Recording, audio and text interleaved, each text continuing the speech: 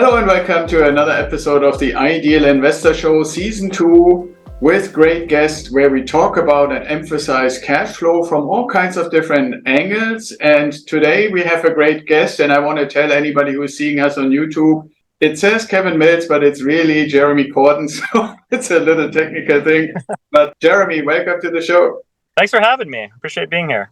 Yeah, absolutely. And we're really, really glad. And especially when I researched a little bit what you did, I'm like, oh man, and I want those, by the way, at least if they get from the right state. So just to give a little teaser, you have to wait a little bit into the episode of what we're talking about. But before we get there, Jeremy, tell us a little bit, how did you get into what you're doing right now? And then maybe end with what the offerings are that you offer to your clients right now. Sure. So the Goldback is a precious metals product. I've been in precious metals for, the last 8 or so years. And the Goldback has really become the most successful precious metals currency in the United States.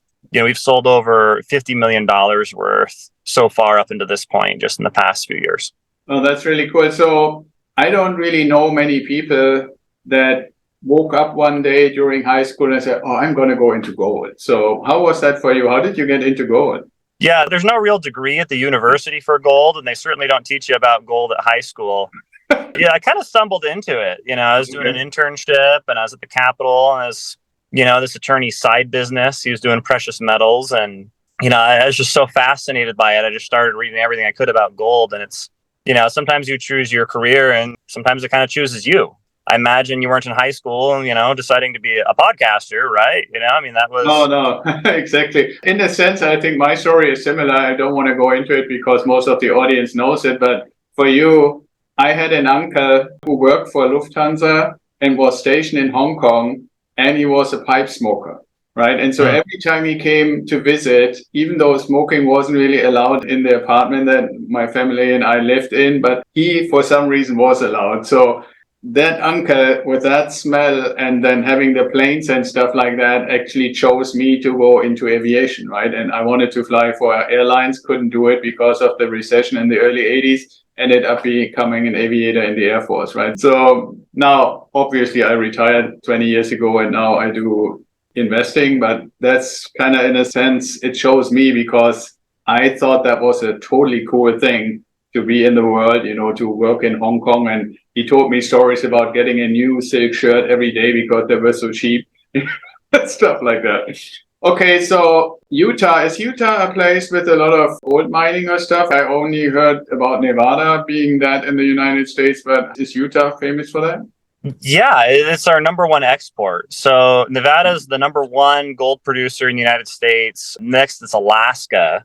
Mm-hmm. And you got to figure Alaska is the biggest state, right? They have a ton of natural resources up there.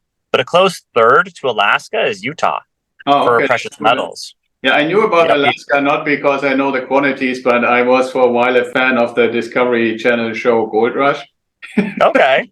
So that's helpful to know. So that obviously helped then to even have a chance to get into the industry. I guess if you're in most other US states, there isn't that much gold mining going on. So talking about Goldback, as I said, I looked at the website and you said it's the most successful gold-backed currency in the United States. Can you tell us a little bit how this actually works? For one, what is it?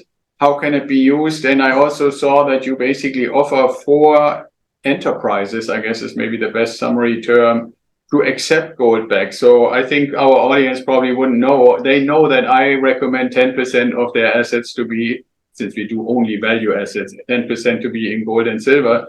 So Goldback would be actually one of the opportunities. So tell us a little bit for anybody who has no idea, what is it Goldback? What can I do with it and so forth? I'll show you one. This is 1,000th of an ounce of gold. It's the smallest mass-produced gold product in the world, to my knowledge. Okay. So 1,000th of an ounce, you're looking at about $4 worth of gold right here. And the reason why people are buying this is the big reason why people buy precious metals in general, or one of the big reasons is, some variation of just in case, right? I want to own some gold just in case. And these are people that have the experience to know that, currencies fail, they get hit with inflation. And, if things get really ugly, you might not be able to spend your dollars, or whatever your local currency is. And I think they have gold because they envision this day and they want to have something in their hands that's going to have that value. And, for a lot of people, that looks like gold coins. Right. Now, we came out with Goldback and we said, okay, well, you guys are thinking ahead, but think ahead just a little bit further. Imagine you can't buy anything with $100 bill. Well, now you have a gold coin that's worth $2,000. Where are you going to spend that? Who are you going to trade it with? That's so valuable. There's so much value in that gold coin that it becomes hard to barter with. And, that's not even to mention the fact that we've got, a ton of these things coming out of China that are fakes. So Right. even if you believe in gold, you could be using a counterfeit coin, even if it's a $2,000 transaction. So the Goldback is really about educating people and getting people to use gold on small transactions. We've got tens of thousands of businesses that are accepting and using Goldbacks, where you can go in, you can spend gold, you can get, goods and services. In fact, there's hundreds upon hundreds of businesses that advertise themselves as preferring to take Goldbacks over cash. And Goldbacks have only been out for just a few years. It's really the cutting edge of this technology. So what we're starting to see is that people are having a larger portion of Goldbacks as part of their gold hedge. And, we're selling as many Goldbacks as we can produce. Last month, we sold $6 million worth of Goldbacks. In the last week alone, we sold over $1 million worth of Goldbacks. So yeah, that's very cool. And for those of you in the audience who listen to us in the podcast and can't see what Jeremy held up, it basically looks like a very shiny bill, like a, I don't know, $100 bill, but the dimension is how much larger than a regular dollar bill? This is actually a little bit smaller than a dollar bill. It's a little bit shorter, the one Goldback. Okay. But what's important about it is it's part of an interchangeable series. So this is the one, it has 1,000th of an ounce of gold. It goes all the way up to this 50 here that has 50 times the amount of gold as the one. And it costs 50 times as much. So it works just like cash. And you can carry these, with you in a wallet. In fact, I got one right here where, I can carry my Goldbacks with me and spend them.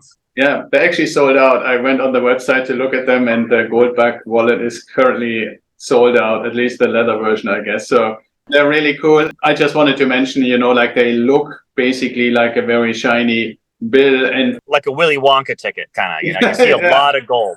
Yeah, well, and I also wanted to just mention, I've had the pleasure both from my military time and in my business to travel quite a bit. And I think the United States is either the one or one of the very few places in the world where each bill is the same size, which some people find very convenient because obviously you have a particular size wallet for that. But most other places, the bills have different sizes, different colors and stuff. Not every bill is green and just has a different number on it. So I think it is very interesting that you chose to make the Goldbacks. You could have probably made them thicker, but then they might not be as bendable anymore if they were all the same size. You're exactly right. We were constrained by the technology itself. We couldn't put the amount of gold in a 50 and a 1.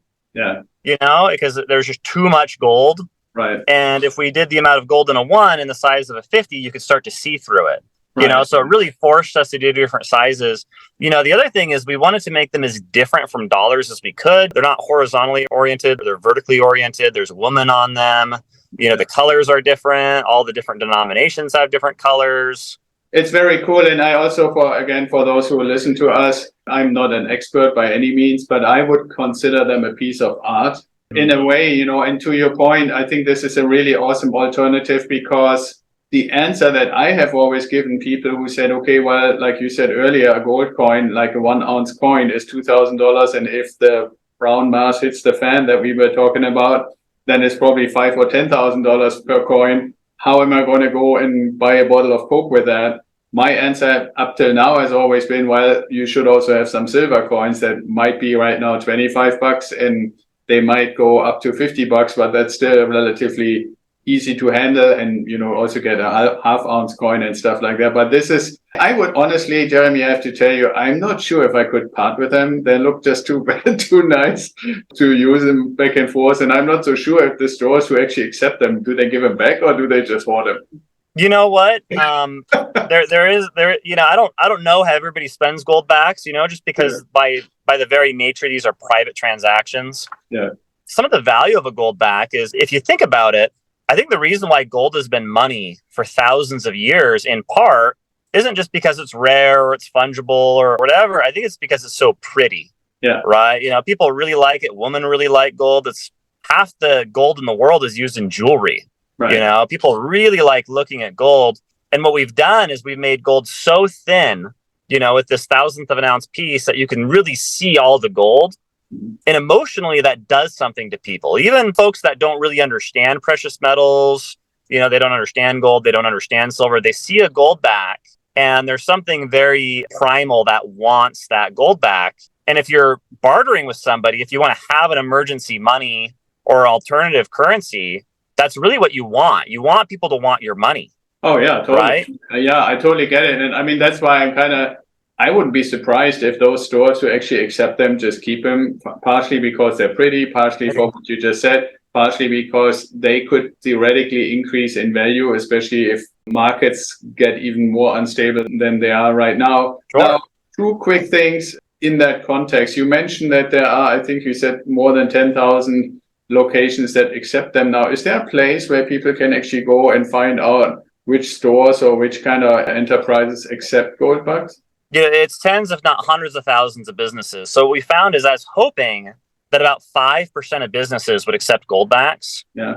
I was hoping to get a list together and really kind of prove the concept that that people would be willing to take gold, right? And we set off on this adventure. And what amazed me is that when talking to small business owners, half of small business owners are willing to take gold as payment. Yeah. And that's really what I said. So, you can extrapolate and say, well, it's half of business owners. Yeah. And Jeremy, I'm so glad that you're mentioning this, because it's one thing when I, as somebody who helps people invest in value assets, says that's one thing. Not only has it been around for 5,000 years and has always been accepted across the world, but when you basically confirming at a small enough, reasonably easy to handle denomination, businesses actually want it. Even right now, even though they could get dollars, and they all know the dollars are just going to be basically less and less valuable, versus gold will always retain a certain value with a high probability to going upwards. Now, I mentioned when we did the intro to today's show that one of the focus areas is cash flow. And you said, kind of like before we hit the record button, there's a little bit of I don't know if I want to call it a secret, but something that you could tell us and our audience how they can get cash flow in the context of Goldbacks. Can you explain that? Yeah, absolutely. I mean, the old sales pitch with gold is, hey, inflation's coming, it's going to get you. Yeah. So instead of holding cash, if you hold gold, you can kind of dodge that inflation. But then you have to do something with that. And I worked at a vaulting company, and people would pay us to vault their gold. So when we launched Goldback, I thought, we needed about $1.5 million to make the very first Goldbacks. Where am I going to get that? I can't really get $1.5 million for a startup from a bank. It's not a valuable enough idea to raise an equity. So we had this problem. And my thought was, hey, we're sitting on tens of millions of dollars in gold that people are paying us to vault.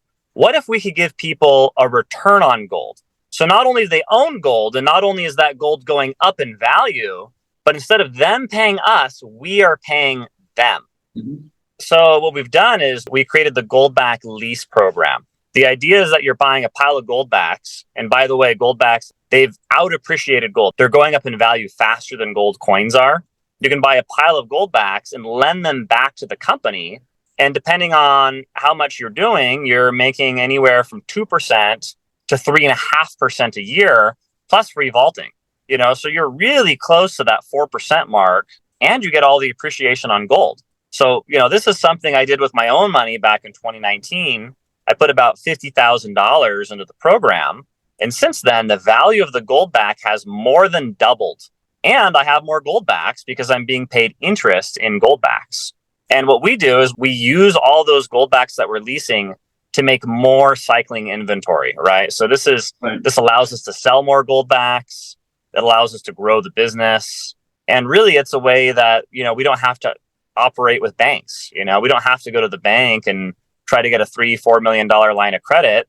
I want to say we've got about $16 million right now in the leasing program. And with how popular and successful Goldbacks are, we're actually probably going to be expanding that leasing program from 16 million to 25 million over the next, year or so.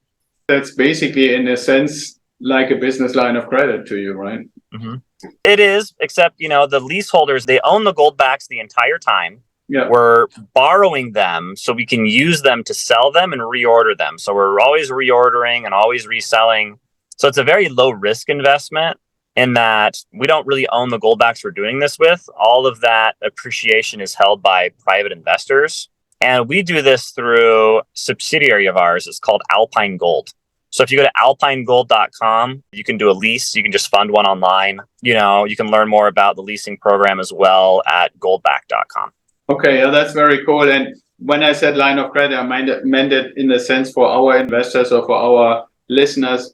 Our main focus normally is on real estate investing or residential real estate investing. And in that context, there's such a thing called a home equity line of credit, which operates similar, right? You own the property that you go to the bank and say equity in the house that I own. If you give me money for that, then I pay you interest on it, but only when I use it, right? So it's a little bit more like a rental property. So, you own the Goldback, this, you own it, it's yours, but you're renting it to us.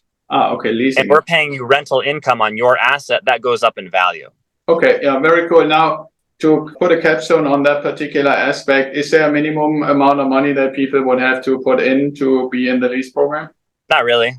I mean, you could probably put in a few dollars and start making 2%, but... No, I meant if you say, okay, if you want to work with Alpine and become somebody who is doing this kind of almost 4%, is it $500? Is it $1,000? Could it be any amount? If you're going to be getting the 3.5% tier, I mean, you're looking at about $250,000. You're going to start at 2%, and then you go up to 2.5% at about $50,000 and 3% around $100,000. Okay, cool. That's more or less what you're looking at as far as the tiers go. Mm-hmm. But, we have people that put in $5,000 and they can make 2% on that all day. Okay, cool. So now, since I'm personally fascinated, are you shipping the Goldbacks other places outside of the US? Yes. So we have distributors on 3 continents right now. We just started selling them in Poland. Oh, okay. So that's for Europe then, Poland? Yeah, that's in Europe. And then we also sell them in Australia. Okay. So if I wanted to get some to my mom or my sister in Germany, then they would come from Poland, I guess. Probably. Yeah. Okay. Very cool. Now, go ahead. Oh, there are distributors that ship worldwide as well. And we have a list of distributors on goldback.com. Okay, very cool. So if anybody listens to us anywhere in the world, you can find a way to get your Goldbacks. You can find a way to get them. Yep. Okay, cool. Now, in the context of cash flow for season 2, when we first started working with you to set up this particular episode and interview, one of the aspects we said we wanted to touch on, and I'm really interested because, I mean, everybody is trying to figure out where we're going here in the reasonably foreseeable future. We kind of bracketed that to be in an environment of unstable markets. Can you give us a little bit what your views are, where we are, how much more volatile and unstable is it potentially going to get, and why you think that? I think the biggest problem that we have in our markets is really just a problem we have with our money. As we produce more money, it debases all the money that's already out there. And the liabilities on Western government are just absolutely enormous when you kind of look at the welfare warfare states. So you can see it, really getting stressed with the war in Ukraine. You see the loss of the currency reserve status of the US dollar, where more and more countries are trading in their own local currencies internationally, and the rise of BRICS. So we're moving into this multipolar world. And especially for people that, are dependent on the reserve status of the US dollar, this is going to have an impact on Americans, where we've been shielded from inflation in a way that, these smaller economies haven't. I think that's going to be a very rude awakening. What I'm hoping that we'll see over time is that we're going to see more interest from foreign central banks in this technology. Right. So, you look at Zimbabwe or Venezuela, you have countries and these foreign central banks that are interested in circulating gold because their fiat currencies have failed. And they're making these tiny, tiny little gold coins. And it's like they want to go back in time, but you kind of can't. Right. Part of the problem with the gold standard is, most of our copper now, is used in electrical wiring, right? Our silver is used in solar panels. The gold standard was a tri-metal system. You had 100 copper pennies is $1 silver dollar, and it's 20 silver dollars to a gold piece. And the reason why, to get to your earlier point, is gold wasn't usable for small things. You had to use silver and copper. Right. But if you go back in time, if you go back 100 years, the purchasing power of a Goldback in 1923 would have been 4 wheat pennies. Yeah. So really, Goldbacks aren't about replacing silver. I mean, they replace copper's role in the economy as being a money for small transactions. Yeah, although I think at 50, you could maybe say it's kind of more like silver stuff. So you mentioned BRICS, so I'm suspecting that you're paying attention to what's happening in this emerging multipolar world. There is a term as best I can. yeah, me too. And there's a term they call R5, just because the BRICS countries' currencies all start with the letter R. And I'm kind of curious, it's maybe slightly off topic a little bit, but you mentioned it, these new emerging powers are looking for ways to have currency or offer currency that is backed by something, right? And so I'm kind of curious what you think about a digital currency, maybe called R5, that is backed by commodities, including gold, silver, lithium, those kind of things. What's your thought on that? We used to do that, and it was called the US dollar. Yeah, I know. Up until 1971, you have these paper dollars, but don't worry, they're backed by a commodity. They're backed by gold, and central banks can redeem it. And what happens is, in a low accountability environment, is the backing tends to disappear, and it really erodes trust. Now, central banks, they do own about half of the investment grade gold in the world. What I'm hoping that we see is that, they'll look at this kind of technology where we're using Goldbacks, and they'll say, hey, this is a way that we can double the value of our gold by, breaking it down into 1,000 pieces, but also have a circulating currency cash that is going to have value no matter what. If they're serious about doing a sound money, I think we're going to see this technology emerge. And I think the major powers that adopt it first, are going to enrich their civilizations the fastest. Yeah, and I think you said something really profound and important, because on the one hand, and I don't know to what extent even Americans are that aware, but in Europe, which I'm from heritage pretty closely connected, several of the bigger countries in Europe have suggested to get rid of cash. And that was like literally like pulling the cork out of a champagne bottle. It erupted in protest of people basically said, I want to have something tangible. So I think Goldback is a great opportunity in that direction. On the other hand, I'm just giving you my opinion about the same question, is I can imagine digital currency based on the blockchain, so that you have actually the truth in the transaction, and then commodity based. The part that would be the interesting part is, how do you verify that the actual commodity component is really there? Right. And there are plenty of people, you being an expert in gold, who say, okay, I wish anybody could show me how much gold is really in Fort Knox, or I'm actually being a professional skeptic. I'm always saying, if there were the same thing that just happened with Silicon Valley Bank on gold ETFs, would we find out how many of these ETFs actually have the gold that they have been selling people either digitally or in some sort of piece of paper, or some kind of sort of piece of statement? So I'm not so sure about that. I'm skeptical that the ETFs really have the gold that they claim to back up. I know the rules say they have to, but the proof is in the pudding, I guess, which brings us back. Yeah, we'll find out. You might be asking the right questions here. Yeah, exactly. Well, you and I need to stay in touch so we can maybe, smile together when it all kind of comes together in that way. And it will in some way. I think the stability that we were used to, I would say between 1950, stability in the sense of the system, and probably 2020 is over, and there's something new is coming. I'm a big fan of the book, The Fourth Turning, because it basically uses this analogy of the seasons. And I'm sure personally that we are currently in winter, and nobody knows what the new spring is going to bring, but it's probably something going to be different than what we have been used to. So with all of that being said, we always have 2 questions at the end of the show. So the first one is, if you could meet anybody, Jeremy, past or present, who would it be and why? Ooh, that's a good question. Right now, I would say Thomas Jefferson.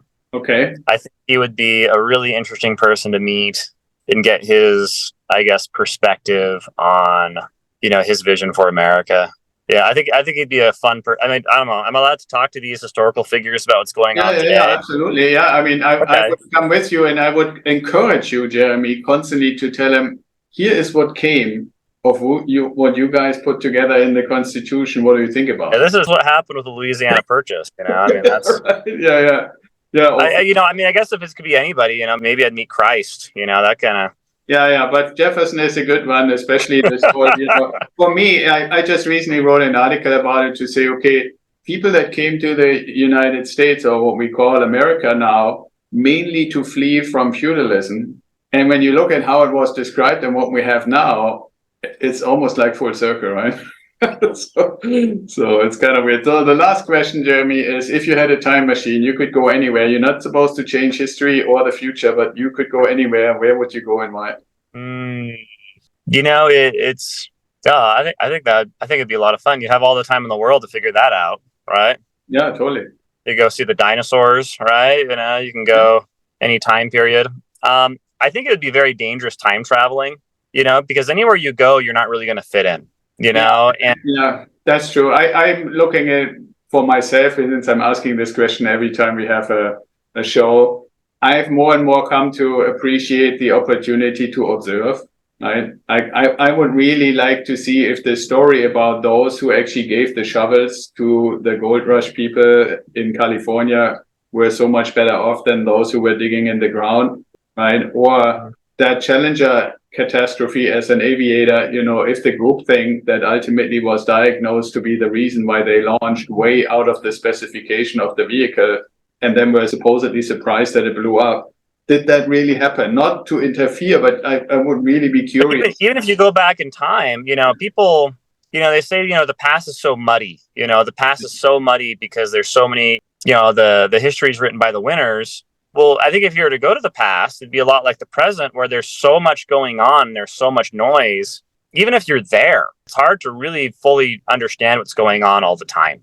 Oh, yeah, absolutely. Although I'm kind of curious from a different observer perspective, with our capability of living in an environment that has this enormous amount of information flowing into our brains on a consistent basis, other than when we sleep, you go back 100 years and take away all of that stuff that enables this flow of information. Would somebody like you and I just observing say, man, there's nothing going on because, like a letter takes a week or something like that, So yeah, life moved slower back then.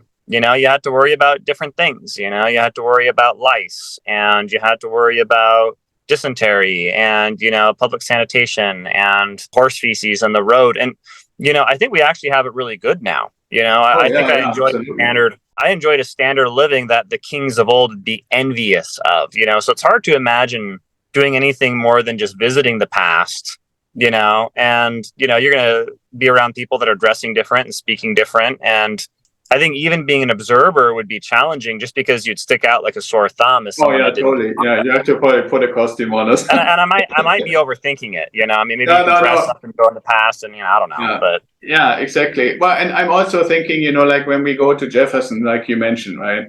These guys, in my opinion, literally had more time just because exchange of information was so much slower to come up with something that lasts for 200 years. I don't know that we have anything nowadays that we can really have a reasonable expectation to still be of equal or even similar value in 200 years from now.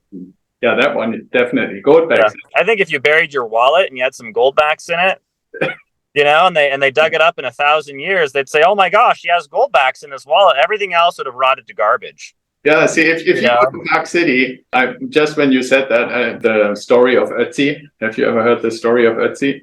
That came to my mind. It's a guy from the Neanderthal times who was found a few years ago in the Austrian Alps. For all these thousands of years, he's basically been frozen in the ice. And they found a bunch of things. And if you and I have that, eternal way. If he had a Goldback, it would look brand new. These things, the polymer coating on them, yeah, they last for thousands of years. Okay. I think you made. So we are trying to build something that lasts. Yeah. No, you're a good salesperson. You convinced me and hopefully many in the audience that Goldbacks is the way to go. So how can they get in touch and maybe get some Goldbacks? Yeah, they can learn more at goldback.com. We're a wholesaler. A lot of the major precious metals companies are selling Goldbacks now. You can find a list of them at goldback.com. Goldback leases are done through alpinegold.com, and that's where you can buy Goldbacks and get a return on it. That might be a great option if you're finding that Goldbacks are sold out. Right now, we're having a hard time keeping them in stock. That's the way you can get a lot of Goldbacks and get a return on them.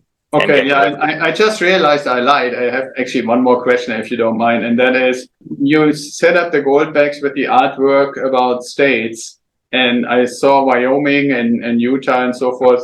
So can you say when other states are coming out? 90% of our Goldback sales occur outside of those 4 states because gold is money everywhere. Yeah, like just for the artwork, For the artwork, we are releasing about 1 state a year. And we're talking about possibly doing like limited edition series of other states just to get them out faster. Yeah. Or you're getting them, but they're graded or they're in frames or, something like that. So, that might be something we start doing in, maybe 2025 or 2024. Right. Yeah. I was not thinking so much from a valuation of the gold band itself, but just, there's a certain attachment to where you are. I told you, the 2 states I've lived in the United States for 30 years, basically were New Mexico and California. If they were available over the others, I would probably get them from those states, right? So, all right, cool. Jeremy, it was awesome. I mean, I didn't know until I prepared for the show that there is actually a modern way in gold to exchange, to go and buy stuff and pay with Goldbacks, get a leasing program, get a return. So it's really awesome, the stuff that you do. And I think you're right that the volatility in the marketplace will make it even more necessary to have Goldbacks and gold coins and silver coins and other value assets. Well, hey, thank you. I appreciate that a lot. Yeah, thank you. And I'm glad that you could make it, even though somebody stole you an hour of your life, so. Time zone change. All right. Thank you so much. And maybe we can do it again. Okay. All right. Take care. Bye. Thanks for listening, and I hope you enjoyed today's episode of the Ideal Investor Show. More info and the links we mentioned during the show are in the show notes, or you can go to our website at idealwealthgrower.com and sign up for the Apple Podcast link. And if you like to talk to me, sign up for a strategy call. Hopefully you want to share what you learned with your network and bring more people in. We are really eager to hear your comments. And until next time, be well, stay safe, and ciao.